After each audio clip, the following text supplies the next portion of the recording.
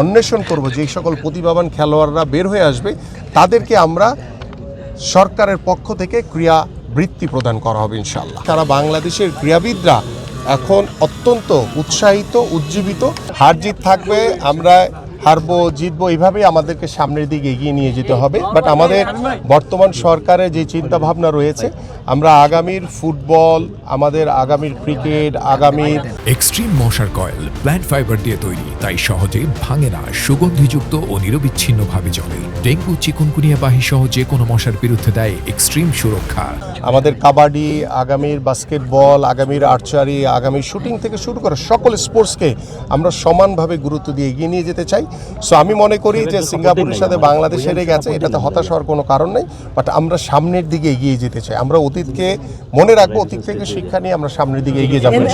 তো স্বৈরাচার সরকার যখন জনগণের ভোটের অধিকার হরণ করে তারা জোর করে ক্ষমতায় ছিল, তখন তারা শুধু উন্নয়নের নামে শুধু মেগা দুর্নীতি করেছে, যার কারণেই আজকে এই সিলেট জেলা স্টেডিয়ামে এসে যে অব্যবস্থাপনা দেখলাম এবং যেই জরাজীর্ণ অবস্থা দেখলাম, সেটি খুবই দুঃখজনক। এবং আমরা বিশ্বাস করি যে আমাদের মাননীয় প্রধানমন্ত্রী আল্লাহ যদি সব ঠিকঠাক রাখে, ইনশাল্লাহ আগামী 30শে এপ্রিল আমরা এই সিলেট জেলা স্টেডিয়াম দিয়ে আমাদের যে নির্বাচনী যে ইশতেহার, সেই ইশতেহার অনুযায়ী আমাদের নতুন করে স্পোর্টস এই কর্মসূচি ইনশাল্লাহ আমরা উদ্বোধন করবেন আমাদের মাননীয় প্রধানমন্ত্রী। এবং সেখানে আমাদের ফুটবল, ক্রিকেট সহ আমরা প্রথম পর্যায়ে 7টি ইভেন্টকে নিয়ে আমরা আমাদের নতুন করে স্পোর্টস শুরু করতে যাচ্ছি। এবং সেই নতুন করে স্পোর্টস হবে আমাদের ভবিষ্যৎ যারা প্রজন্ম, যাদেরকে নিয়ে আমরা বাংলাদেশ স্বপ্ন দেখি, আমাদের সেই 12 থেকে 14 বছরের যে শিশু কিশোররা রয়েছে, তাদের অংশগ্রহণের মাধ্যমে আমরা এই নতুন করে স্পোর্টস আগামী 30শে এপ্রিল আমাদের মাননীয় প্রধানমন্ত্রী ইনশাল্লাহ সব কিছু ঠিক থাকলে এই সিলেট জেলা স্টেডিয়াম সহ আমাদের 64টি জেলায় একই দিনে আমরা আমাদের এই নতুন করে স্পোর্টস আমরা উদ্বোধন করব ইনশাআল্লাহ। এবং এখানে প্রথম পর্যায়ে অংশগ্রহণ করবে আমাদের প্রত্যেকটি উপজেলার যে দলীয় যে টিমগুলো থাকবে, এবং সেখানে ইন্ডিভিজুয়াল স্পোর্টস থেকে শুরু করে দলীয় যে ইভেন্টগুলো রয়েছে সকলে অংশগ্রহণ করবে। এবং এখানে আমরা আশা করি যে সিলেট সহ সারা বাংলাদেশের আমরা যারা ক্রীড়ামোদী মানুষ রয়েছে, এদেশের সাধারণ মানুষ রয়েছে, সবাই অত্যন্ত ক্রীড়াবান্ধব একটি জাতি আমাদের এই বাংলাদেশ।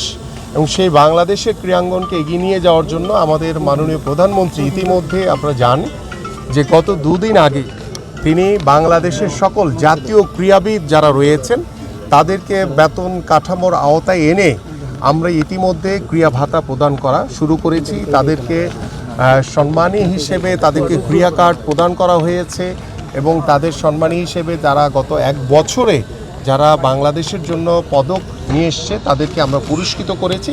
এবং আমরা প্রথম দিন আমরা 129 জনকে ক্রীড়া ভাতার আওতায় এনেছি। ইনশাল্লাহ আগামী 7 দিনের ভিতরেই আমরা প্রায় বাকি 500 জনকে ইনশাল্লাহ আমরা এই ক্রীড়া ভাতার আওতায় এনে আমরা বাংলাদেশের ইতিহাসে এই প্রথম সরকার সকল খেলোয়াড়দের দায়িত্ব নিয়ে যারা আন্তর্জাতিক পর্যায়ে ইতিমধ্যে বাংলাদেশকে রিপ্রেজেন্ট করেছে, ভালো কিছু অর্জন করার রাস্তা তৈরি করে দিয়েছে।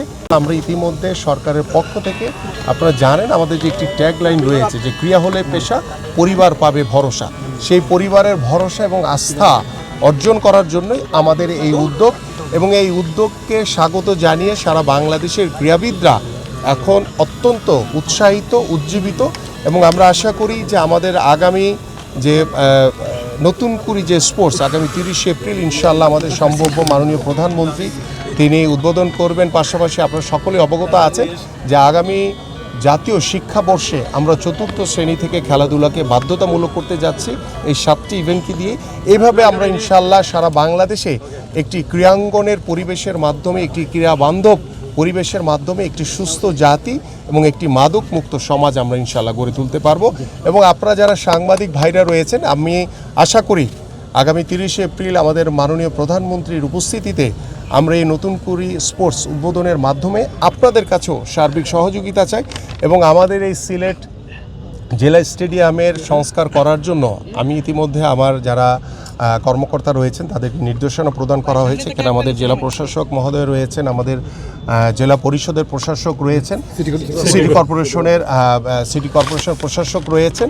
আমরা সবাইকেই আন্তরিকভাবে অনুরোধ করছি যে আমরা এই সিলেট জেলা, সিলেট বিভাগ থেকে শুরু করে সারা বাংলাদেশের প্রত্যেকটি বিভাগ এবং জেলায় আমরা একই দিনে ইনশাআল্লাহ আমাদের এই নতুন করে স্পোর্টসের মাধ্যমে জেলা থেকে আমরা বিভাগীয় পর্যায়ে এবং বিভাগীয় পর্যায় থেকে জাতীয় পর্যায়ে গিয়ে আমরা এইখান থেকে যারা প্রতিভা অন্বেষণ করব, যেই সকল প্রতিভাবান খেলোয়াড়রা বের হয়ে আসবে তাদেরকে আমরা সরকারের পক্ষ থেকে ক্রীড়া বৃত্তি প্রদান করা হবে ইনশাআল্লাহ। সবাইকে ধন্যবাদ।